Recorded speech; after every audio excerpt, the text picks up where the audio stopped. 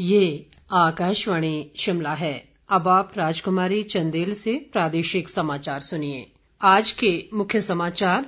शिक्षक दिवस पर राष्ट्रपति रामनाथ कोविंद ने 47 शिक्षकों को राष्ट्रीय शिक्षक पुरस्कार से नवाजा। सम्मान पाने वालों में हमीरपुर के शिक्षक नरदेव सिंह राणा भी शामिल। मुख्यमंत्री जयराम ठाकुर ने कहा, स्टार्टअप व मुख्यमंत्री स्वावलंबन योजना के लाभार्थियों को ब्याज अनुदान अब 6 महीने बाद किया जाएगा जारी। वन मंत्री राकेश पठानिया के अनुसार जंजैहली क्षेत्र जल्द ही अंतर्राष्ट्रीय पर्यटन मानचित्र पर बनाएगा विशेष पहचान। और प्रदेश विधानसभा के 7 सितंबर से शुरू होने वाले मॉनसून सत्र को लेकर सभी तैयारियां पूरी। 280 पुलिस जवान संभालेंगे सुरक्षा का जिम्मा। अब समाचार विस्तार से। आज शिक्षक दिवस है। देश के पूर्व राष्ट्रपति भारत रत्न सर्वपल्ली राधाकृष्णन के जन्म दिवस पर यह दिवस मनाया जाता है। कोरोना महामारी के चलते इस बार शिक्षक दिवस समारोह वर्चुअल माध्यम से मनाया गया। इस अवसर पर राष्ट्रपति रामनाथ कोविंद ने वर्चुअल माध्यम से राष्ट्रीय शिक्षक पुरस्कार प्रदान किए। इस दौरान देश भर के 47 शिक्षकों को सम्मानित किया गया। इनमें हिमाचल प्रदेश से हमीरपुर जिले की राजकीय वरिष्ठ माध्यमिक पाठशाला बयाड़ के रसायन विज्ञान के प्रवक्ता नरदेव सिंह राणा भी शामिल हैं। हमीरपुर के उपायुक्त कार्यालय परिसर में उपायुक्त हरिकेश मीणा ने उन्हें राष्ट्रपति की ओर से ये पुरस्कार प्रदान किया। उन्हें दूसरी बार राष्ट्रीय शिक्षक पुरस्कार से सम्मानित किया गया है।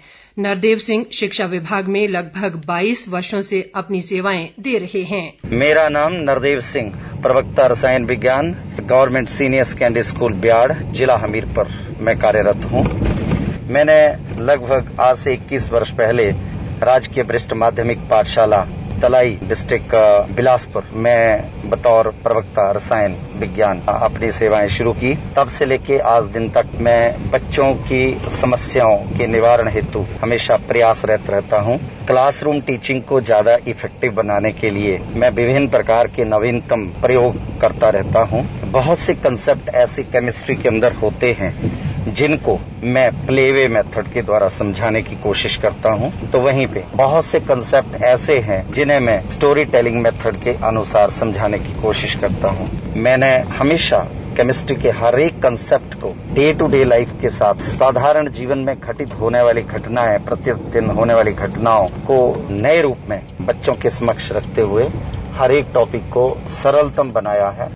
नरदेव सिंह राणा गरीबी के कारण पढ़ाई छोड़ने वाले विद्यार्थियों की मदद के अलावा अतिरिक्त समय देकर उनके भविष्य को संवारने का काम भी कर रहे हैं। जब भी मुझे मौका मिलता है मैं गांव में ही चला जाता हूं, लोगों के घरों में चला जाता हूं और उसी गांव में सब्जेक्ट पढ़ने वाले केमिस्ट्री के सभी विद्यार्थियों को बुला के, चाहे वो 2 हों, चाहे 3 हों, चाहे 4 हों, किसी संडे वाले दिन वहां पे जाके मैं बच्चों को की जो समस्याएं हैं सब्जेक्ट से रिलेटेड, उनको वहीं पे उनका निवारण करने की कोशिश करता हूं। जब मैं राजकीय वरिष्ठ माध्यमिक पाठशाला पाहनवी में था तो मुझे देखने का मिला कि कुछ एक बच्चे ऐसे हैं जो पुअर कंडीशन घर की थी कि वो बच्चे फीस देने में असमर्थ, तो मैंने अपनी जेब से उनका वो खर्चा वहन किया और उसमें 18 लड़कियां और 3 लड़के थे। मुख्यमंत्री जयराम ठाकुर ने कहा है कि स्टार्टअप योजना व मुख्यमंत्री स्वावलंबन योजना के लाभार्थियों को ब्याज अनुदान 1 वर्ष के बजाय 6 महीने बाद जारी किया जाएगा।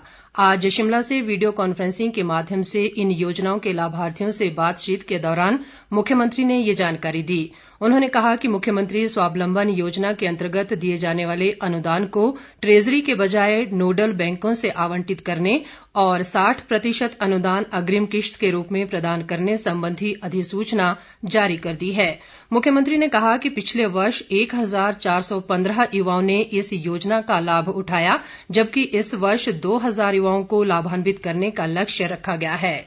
पिछले 1.5 महीने में 536 जो है वो काम शुरू नौजवानों ने आगे बढ़ करके काम किया है, काम करने की हिम्मत जुटाई है और मैं आप सबको उसके लिए बहुत बहुत बधाई देता हूं। और मैं समझता हूं कि निश्चित रूप से आगे इस योजना को बढ़ाने की आवश्यकता है और उस बढ़ाने के लिए आप सबके जितने भी जो हमारे लाभार्थी हैं, जो बेनिफिशियरीज हैं, आप हमारे एक तरह के ब्रांड एम्बेसडर्स हैं। आप लोग भी लोगों को प्रेरित करिए, नौजवानों को प्रेरित करिए। जिस काम में आप कर रहे हैं उससे हट करके नया इनिशिएटिव में उनको आप सलाह दे सकते हैं, राय दे सकते हैं, वो आगे बढ़ सकते हैं। इस दौरान उन्होंने लाभार्थियों की सुविधा के लिए योजना का मॉड्यूल भी ऑनलाइन जारी किया।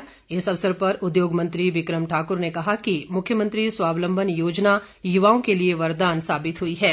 हिमाचल प्रदेश ने ईज ऑफ डूइंग बिजनेस में 7वां स्थान हासिल किया है। केंद्रीय वित्त मंत्री निर्मला सीतारमण ने आज नई दिल्ली में इस संबंध में राज्यों की रैंकिंग जारी की। हिमाचल प्रदेश ने 9 स्थानों की बड़ी छलांग लगाते हुए ये स्थान हासिल किया है। मुख्यमंत्री जयराम ठाकुर ने इस उपलब्धि पर प्रसन्नता व्यक्त करते हुए कहा कि ये सब प्रदेश सरकार द्वारा लाए गए सुधारों के कारण संभव हो पाया है। उन्होंने संबंधित विभाग के अधिकारियों को बधाई दी और कहा कि भविष्य में इस दिशा में और अधिक प्रयास किए जाएंगे ताकि प्रदेश शीर्ष 3 राज्यों में शामिल हो सके। भाजपा के राष्ट्रीय अध्यक्ष जगत प्रकाश नड्डा ने आज शिक्षक दिवस के मौके पर अपने पूर्व अध्यापकों से वीडियो कॉन्फ्रेंसिंग के माध्यम से बातचीत की। उन्होंने कहा कि व्यक्ति के जीवन में अध्यापक का महत्वपूर्ण योगदान होता है। नड्डा ने नई राष्ट्रीय शिक्षा नीति को लेकर प्रदेश के शिक्षा मंत्री गोविंद सिंह ठाकुर से भी चर्चा की। उन्होंने इसे प्रदेश में सुचारू रूप से शुरू करने के लिए सरकार व शिक्षा विभाग से विशेष कार्य करने का आह्वान किया। वन मंत्री राकेश पठानिया ने कहा है कि मंडी जिला का जंजैहली क्षेत्र जल्द ही पर्यटन के क्षेत्र में अंतर्राष्ट्रीय स्तर पर अपनी विशेष पहचान बनाएगा। जंजैहली में आज विभिन्न इको टूरिज्म साइट्स के निरीक्षण के दौरान उन्होंने ये बात कही। उन्होंने कहा कि इस दिशा में सरकार ने खाका तैयार कर लिया है और कोरोना की स्थिति सामान्य होने पर ठोस कदम उठाए जाएंगे। पठानिया ने कहा कि जंजैहली में पर्यटन गतिविधियों को नया आयाम देने की सभी संभावनाएं हैं, जिसके परिणाम स्वरूप युवाओं को रोजगार के नए अवसर मिलेंगे। उन्होंने बुल्हा में वन्य प्राणी चेतना केंद्र स्थल का निरीक्षण किया और शिकारी देवी में ग्रीन विलेज के लिए स्थान के चयन की बात भी कही। ढीम कटारू में 25 करोड़ की लागत से बन रहे सांस्कृतिक केंद्र का निरीक्षण करते हुए उन्होंने कहा कि इस केंद्र में हिमाचली संस्कृति की संपूर्ण झलक दिखाने के प्रयास किए जाएंगे। प्रदेश विधानसभा के 7 सितंबर से शुरू होने वाले मॉनसून सत्र को लेकर पुलिस प्रशासन ने सुरक्षा के सभी इंतजाम कर दिए हैं। सुरक्षा के मद्देनजर विधानसभा को 3 सेक्टरों में बांटा गया है, जहां 280 जवान तैनात किए गए हैं, जबकि 150 पुलिस जवान यातायात का जिम्मा संभालेंगे। पुलिस अधीक्षक मोहित चावला ने आज शिमला में एक पत्रकार वार्ता में बताया कि पुलिस जवानों के कोरोना टेस्ट करवाए गए हैं और रिपोर्ट नेगेटिव आने के बाद ही इनकी विधानसभा परिसर में तैनाती की गई है। उन्होंने कहा कि सत्र के दौरान यदि कोई जवान कोरोना पॉजिटिव पाया जाता है तो उसकी जगह दूसरे कर्मी को तैनात किया जाएगा। प्रदेश में कोरोना वायरस के मामलों में वृद्धि लगातार जारी है और ये संख्या बढ़कर 6,886 हो गई है। आज अभी तक 34 नए कोरोना मामले सामने आए हैं। स्वास्थ्य विभाग द्वारा जारी बुलेटिन के अनुसार मौजूदा समय में प्रदेश में 1,850 कोरोना रोगी उपचाराधीन हैं, जबकि अब तक 4,937 मरीज उपचार के बाद स्वस्थ भी हो चुके हैं।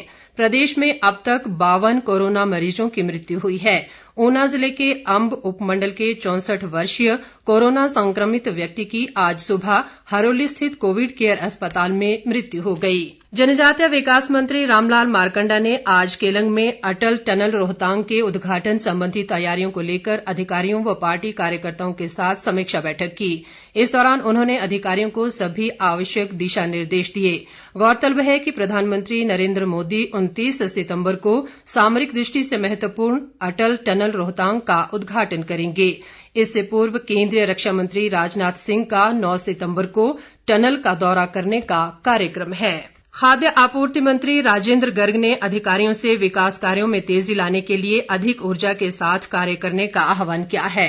बिलासपुर में केंद्र व राज्य सरकार के विकासात्मक कार्यों की समीक्षा बैठक की अध्यक्षता करते हुए उन्होंने ये बात कही। उन्होंने अधिकारियों से व्यक्तिगत रुचि लेकर विकास कार्यों की निगरानी सुनिश्चित करने को कहा। हमीरपुर संसदीय क्षेत्र की विस्तारक योजना संबंधी भाजपा की वर्चुअल समीक्षा बैठक आज आयोजित की गई, जिसकी अध्यक्षता प्रदेश अध्यक्ष सुरेश कश्यप ने की। बैठक में पूर्व मुख्यमंत्री प्रेम कुमार धूमल व केंद्रीय राज्य वित्त मंत्री अनुराग ठाकुर सहित अन्य वरिष्ठ नेता भी उपस्थित रहे।